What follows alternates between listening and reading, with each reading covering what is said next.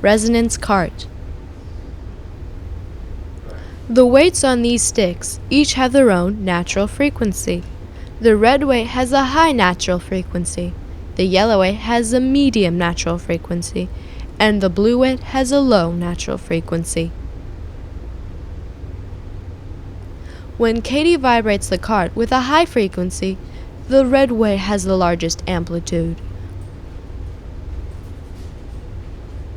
When she matches the natural frequency of the blue weight by vibrating the cart slowly, the blue weight has the largest amplitude.